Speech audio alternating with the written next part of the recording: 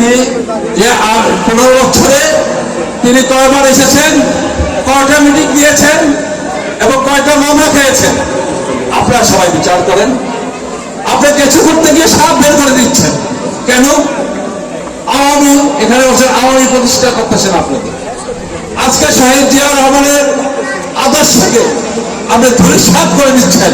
আজকে তারেক রহমানের ত্যাগকে আপনি ধূলিসাৎ করে দিচ্ছেন। আওয়ামী লীগদেরকে আপনি ঢুকাচ্ছেন। আপনাকে বুঝতে হবে, আপনি যদি আমাকে বিএনপির ভিতরে একটা পদ দেন, তাকে জানতে হবে আমার ব্যাকগ্রাউন্ড কি।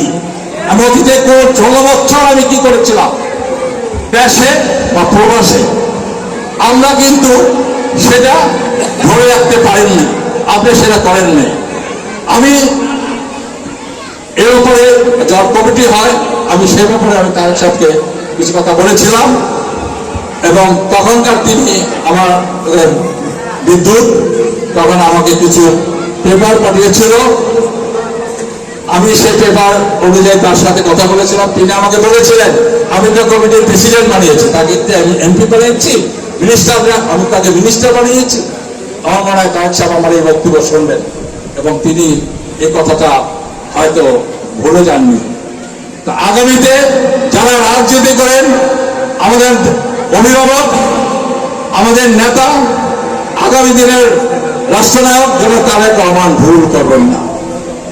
আজকে আমাদেরকে এখানে কেন বাধার সৃষ্টি করতে চেষ্টা করেছিলেন, তার অর্থ হচ্ছে আমি আপনাদেরকে সাথে নিয়ে এবং আমি এবং আমাদের ভাই কাদের ফয়সাল, আমাদের ভাবি, সাথী ভাবি সহ আমরা বালু আন্দোলন করেছিলাম। বালু উত্তোলন করেছে নড়িয়ার থেকে নড়িয়া নদী গর্ভে চলে যাবে, আমরা সেটা আন্দোলন করেছিলাম। ওরা টেন্ডার নিয়েছে, টেন্ডারের বিরুদ্ধে আমাদের কোনো আন্দোলন নেই। নদী গর্ভের থেকে বালু উত্তোলন সেটা বন্ধ করার জন্য বলেছিলাম। এই দেশের প্রশাসনকে বলেছি, তারা আমাদের কথা শোনেনি। তাদের সাথে আঘাত করে তারা বালু উত্তোলন করে দিয়ে যাচ্ছে। যার পরিপ্রেক্ষিতে আজও আমি বলবো বালু উত্তোলন বন্ধ হচ্ছে না।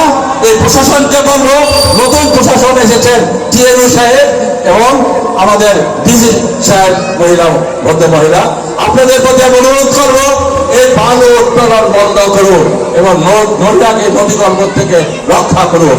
এবং আপনাদের হাতে এখনো ক্ষমতা রয়েছে, আপনার বিএনপি এখন ক্ষমতা নয়, কিন্তু বিএনপির কোন নেতা এবং নেতৃবৃন্দ আপনাদেরকে যাতে ব্যবহার করতে না পারে এবং আপনাদের ব্যবহার করে স্কুল, কলেজ, ইউনিভার্সিটিতে গিয়ে অধিকার আদায় করবে, সেই দিকে আপনাদের লক্ষ্য রাখতে হবে।